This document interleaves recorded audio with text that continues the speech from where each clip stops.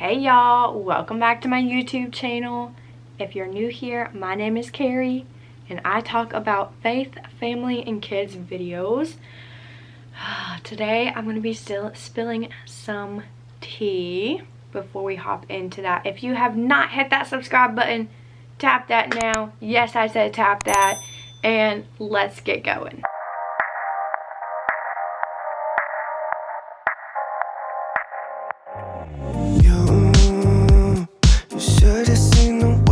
So on Instagram, I put out this poll that asked, do you guys want to hear a sample nanny schedule, or would you rather find out like how or why my body started rejecting gluten? Y'all chose gluten, so we are doing that story today. This story, I'm gonna say, it's a juicy story. It is crazy, and it's something I never heard about before this happened to me. I want to make a disclaimer. Even though there are some people in this story that directly affect my health, this is not a video to put them down.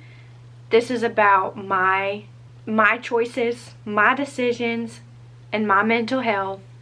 So again, this is not to put anybody down. This is just an unfortunate series of events that happened to include certain people in my life that are no longer part of my life. So that's why we are spilling tea today. And yes, I have Tazo tea. It is the vanilla bean macaroon by Tazo tea, and it is so good. So yeah, I won't actually be spilling any of it. I know that was super corny. Okay, while I'm doing this story time, I actually have, y'all know, if you've watched my other videos, you know that I have a palette that I am trying to deconstruct and put up on the wall so I can hang up some mason jars. So I'm going to be working on that while I'm talking about this story. So it all began in college. I went to college for 4 years and I got my degree in elementary education with emphasis in early childhood. This was at a Christian private school. Even though it's not what I would have chosen for myself, I was able to graduate debt-free, and it's where God had me. So I am just, you know, is what it is at this point. My bed is a mess. I apologize. It's a work in progress. It's a guest bed, so we just kind of toss stuff on it that we're like in the middle of working on. You can see last week's video thing, the Bumble. Y'all look that up. I'll link it right here. Okay, so there was this girl that happened to be in the same year at college and in the same degree. So we had a lot of classes together. Okay. So her and I didn't always vibe too well. And I'm not going to get into details because, again, this video is not going to be one where I tear someone down. I'll be honest with you guys. I don't even know what I'm doing here. I'm just kind of winging it. So, y'all. This girl, after we graduated, we ended up getting a job at the same very small Christian school up in Nashville, Tennessee. I was born in Boston, but I grew up in Florida all my life, and so did this.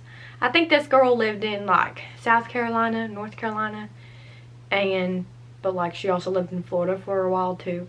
So it was a new experience for both of us. Neither of us knew anybody else, and to live in Nashville is very expensive, and we were on a teacher budget just coming out of college with like very little money. And let me just tell you right now, I'm not going to give you an exact number, but we were in the low 20s for our first year, which is very frustrating because when you do work hard and get a 4-year degree and get that kind of pay coming out of it, it's like, okay, I still suck. So basically, this girl and I decided to room together up here in Nashville because we didn't know anyone else and we couldn't afford to get an apartment by ourselves. Got my first rusty nail out. This girl and I, like, I wouldn't say we got close per se, but we hung out a lot at the beginning, like in our first year, because we didn't really know anybody else. So I only taught in this school 2 years, And in the second year, it was probably like February or March, we were going to a teacher conference, and it was shortly after that point that my roommate stopped talking to me. I mean, like, legitimate silent treatment, but not just for like a few hours or a day or a week, like permanently. Whew. Number 2. I don't know what I did, and I still to this day don't know. So there would be times, you guys, where I would like ask her a question in person in our apartment, and she would just walk away and not say anything and go into her room and slam the door and lock it. It gave me anxiety. I would be like texting her about like apartment stuff, and she wouldn't respond. By the way, we still worked at the same school, and this school had less than 10 teachers. Okay, so this is a tiny school. So I actually, before I met my husband, I was actually planning on doing what's called respite care, where a foster family who is taking care of a child, and if they need like a break or they need a weekend off, which sounds bad, but like foster care isn't easy. So sometimes the foster families just need a break, and I would be that break. I would be somebody who could come do free babysitting. I would be somebody who would watch their child over a weekend, something like that, while the family went away. So I applied for respite care. Now respite care, I was, through the system I was going through, I would get a home study done. And I lived in this apartment with this girl. And so one thing I did, one of the first things I did, is I had our maintenance guy turn down our water heater to, I think it was like at 130 or 140, and I had him do like 110 or 120, because I want to say 120 is like the cap. I could be wrong about that, but it was a few years ago now. But anyways, that's what I did. Well, whenever a maintenance guy comes, he leaves a paper on the counter, and I guess she saw it before I got to it, and she literally had that poor maintenance guy, come back and put it right back up where it was. So you guys, I went on YouTube and I figured out how to do it myself, because I wasn't going to get that poor maintenance guy out again. I probably should watch what I'm doing. Oof. And I was not going to be petty, and I was just not going to deal with it, so I just did it myself. But that's just to give you an idea of like just little things that cause me more anxiety and stress. Our lease ended in August, so we had to keep living together until that point. But I just had to give you guys like a little backstory so you know the top of situation I was in. Okay, so shortly after I moved into my new apartment on my own, which was just like amazing, I started realizing that anytime I ate, I was having the type of stomach ache where you curl up in a fetal position and cannot move. And it felt like somebody was taking the back end of this hammer and driving it into my stomach over and over, like a sword, like someone was just stabbing me. That's what it felt like. So I talked to my mom about it, and my mom, she has been gluten-free for a few years because she had a very similar issue. And my aunt, which is my mom's sister, had to have like part of her intestine removed, I believe. I think she had colitis. And then like my dad's dad had stomach cancer at one point. So there's like a lot of, you know, like digestive issues, I guess you could say, in our family. So my mom was like, maybe you should try cutting out gluten. And y'all, I cut out gluten, the stomach ache stopped. So I was like, okay, now I can't eat gluten. And I started doing research on how I randomly, like, what I did to cause that. This is the crazy part, okay? When I first read this and did research on it, I thought it was a joke. So, it's literally possible for you to be so stressed out that you awaken a gene in your body that has been dormant all this time that suddenly changes your body to reject gluten. Yeah.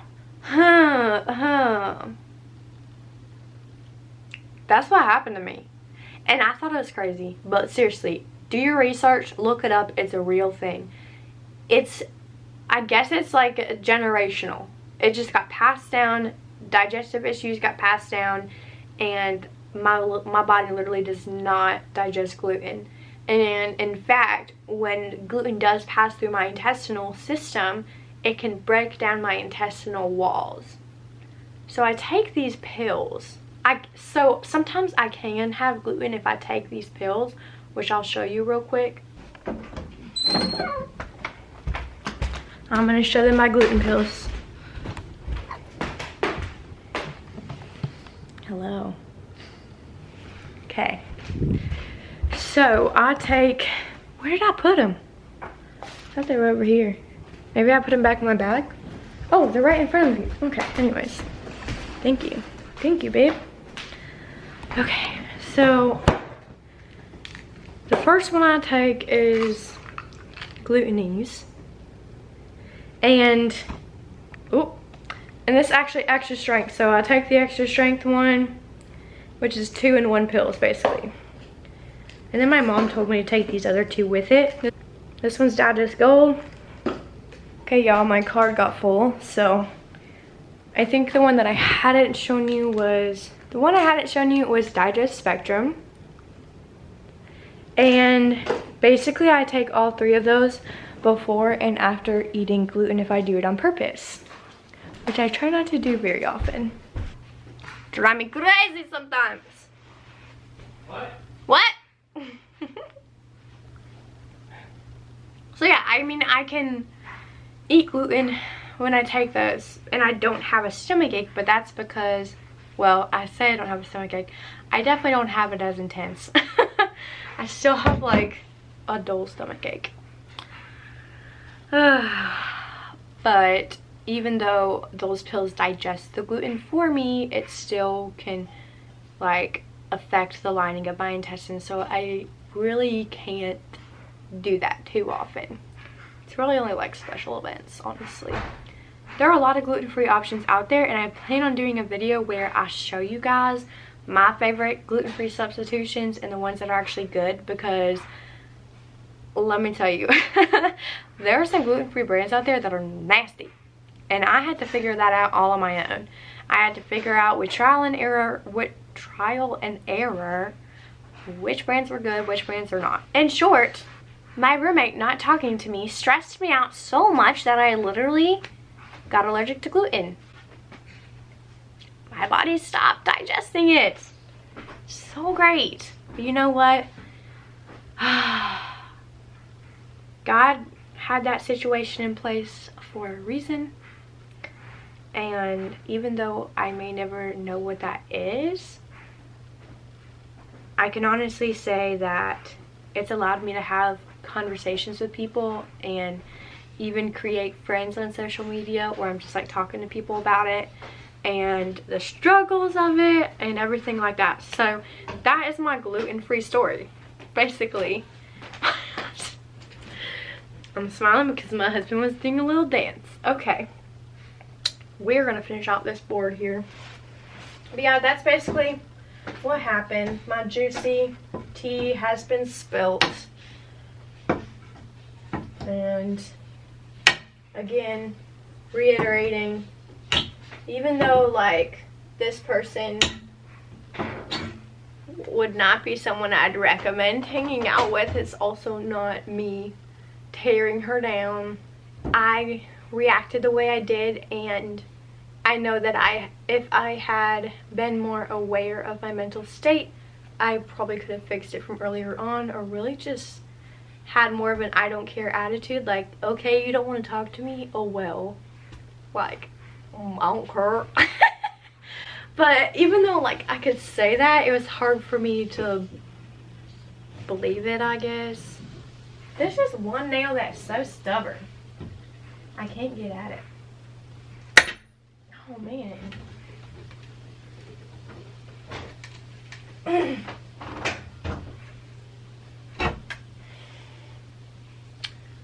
Got him.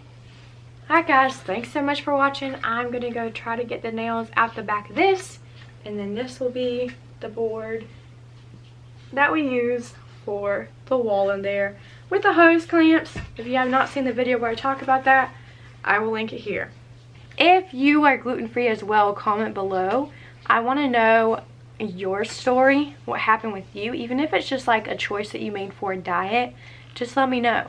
And I'd love to share some of my favorite gluten-free recipes and products. And I'll see you guys next time.